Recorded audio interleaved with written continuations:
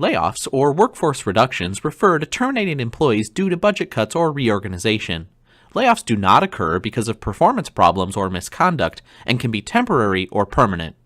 The first step an agency should take in a potential layoff situation is to determine who needs to be involved. One of the most important things the agency can do is to ensure that all key parties are kept informed throughout the process. A layoff can be defined as a suspension or termination of employment with or without notice by the employer or management. Layoffs are not caused by any fault of the employee, but by reasons such as lack of work. In most agencies, the city council or elected board has the authority to move forward with an employee layoff. Those agencies operating under a charter or civil service rules need to review those documents for any language regarding layoff procedures. What should an agency do as an employer to prepare for a potential layoff? Let's take a look at some checklist items. First, often an agency's personnel policies, union contracts, or civil service rules will address the procedures that must be followed when preparing for a layoff. If these documents are silent about layoff procedures, past practice should be consulted as a potential guide. These documents should also be consulted to determine what kind of severance payouts, if any, would be due to an employee who will be laid off.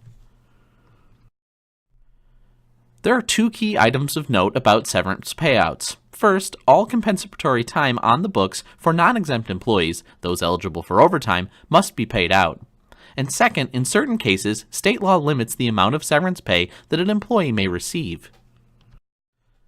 Like any other human resource activity, it's important for the agency to document the business reasons for a layoff. From a legal perspective, the agency will be able to better defend its actions if documentation shows sound business reasons for eliminating certain positions. From a management perspective, even if employees are not happy with a layoff, good documentation provides employees with the business reasons for such an action. When employees understand that the layoff is not directed at them personally, they're less likely to want to sue their employer. Most employers are required by law to offer employees continuation of group medical benefits for a period of time following employment. The Consolidated Omnibus Budget Reconciliation Act, or COBRA, generally covers group health and dental plans maintained by employers with 20 or more employees. If an employer has less than 20 employees, continuation of coverage for health, dental, and life insurance is required by Minnesota state law. When making layoff decisions, how should an agency determine which positions to eliminate? An agency may want to consider implementing a hiring freeze in lieu of layoffs. In general, a hiring freeze means any employee who retires or otherwise leaves employment with the agency is not replaced. The downside of this type of program is the vacancies can occur in jobs that are very much needed by the agency. When identifying exceptions to a hiring freeze, the employer should document the business reasons for exempting positions. Speaking of business reasons, an agency should rely on business reasons to decide what employees to lay off. From a management perspective, an employer should not use a layoff to deal with employee performance issues. It's possible that the courts or an arbitrator may see this as an unfair labor practice, a deception, or a wrongful discharge. It's important to note that veterans are not given the same rights in a layoff situation as they are in a termination decision. In general, an agency may lay off or demote a veteran in situations where the veteran is the least senior employee and the veteran's position has been abolished. An employer may want to consider offering employees a severance benefit if they agree to voluntary termination of their employment. Unlike retirement incentives, voluntary termination programs do not require an employee to be eligible to retire.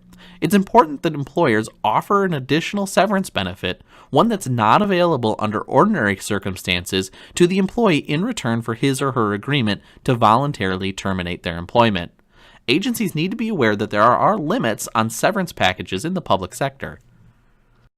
Sometimes employers implement wage freezes in addition to or in lieu of layoffs and other cost-saving measures. A wage freeze typically means no merit or performance pay is given during the freeze period, but it can also mean no cost of living adjustments or any pay increases whatsoever. Now let's move on to unemployment insurance. How does unemployment insurance work? Most Minnesota local government agencies are directly responsible for unemployment benefits.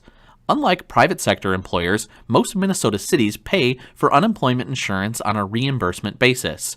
This means the agency pays the Minnesota Unemployment Insurance Trust Fund an amount equal to the unemployment benefits paid to its former employees. The agency should consider this ongoing cost when conducting the financial analysis of how many employees at what salaries need to be laid off in order to balance the budget. A weekly unemployment benefit is calculated by first determining the base period of employment. That base period is typically the first 4 of the last 5 completed calendar quarters preceding the week in which the individual filed for unemployment benefits. The weekly benefit amount is the higher of 50% of the individual's average weekly wage during either the high quarter of the base period or the total base period up to the state maximum of $658.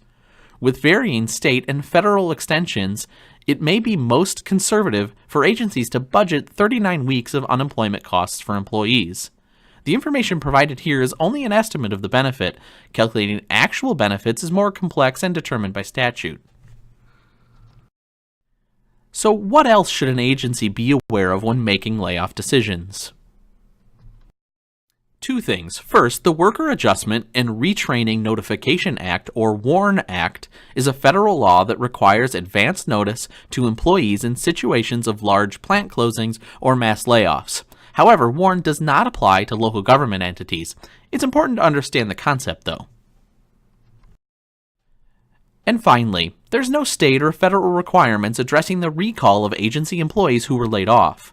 However, it's a good idea for the agency to determine its callback criteria in advance to show the method used was systematic and consistent. By using a systematic method, the agency can ensure employees are treated fairly.